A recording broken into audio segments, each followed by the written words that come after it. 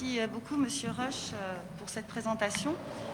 En préambule à notre intervention sur cette notice du marché global de performance de l'éclairage public, nous tenons à vous dire que notre groupe apprécie la direction prise par cet appel d'offres.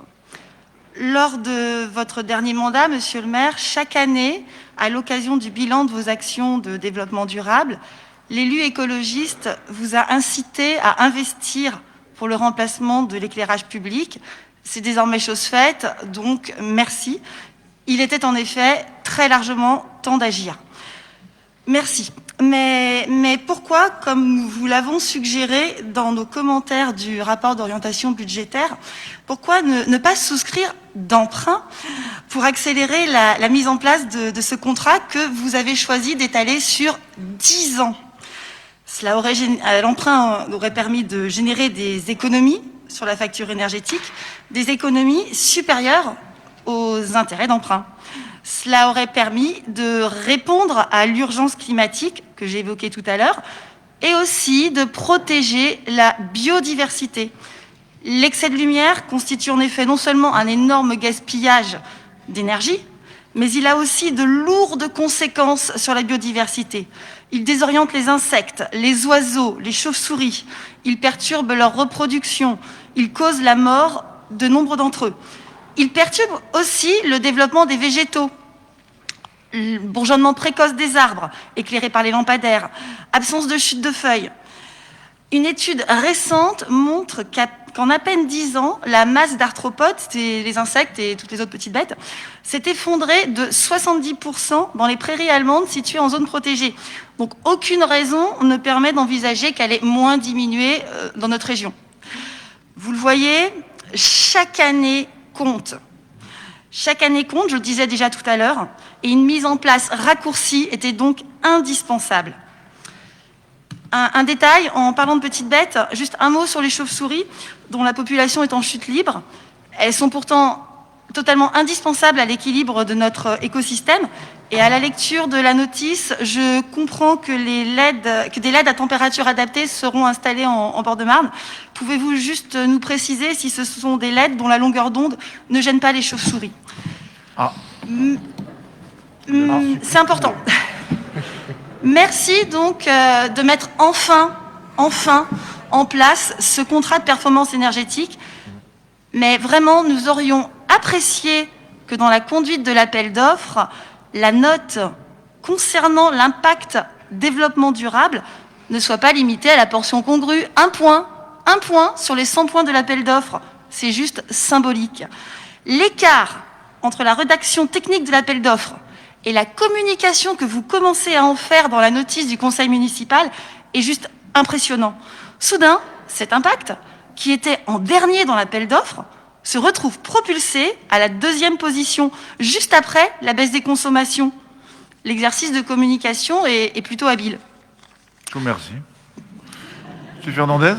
Par ailleurs, pourriez-vous nous donner un complément d'information en nous précisant le montant de subvention CIPEREC demandé pour ce contrat? Et maintenant, puisque vous nous avez rejoints en étant convaincus de la nécessité d'agir pour mieux gérer l'éclairage public, nous vous appelons aujourd'hui à vous mobiliser pour veiller au respect de la loi concernant les enseignes, les vitrines, les bureaux.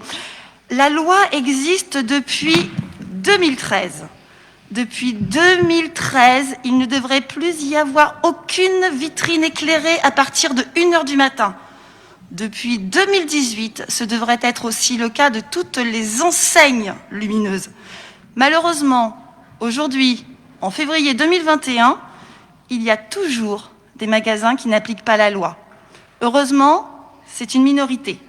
La très grande majorité des commerces est exemplaire et nous les en félicitons. Mais à la sortie du conseil, ce soir, nous sortirons sûrement assez tard, je vous invite à faire un petit tour rapide autour de la mairie.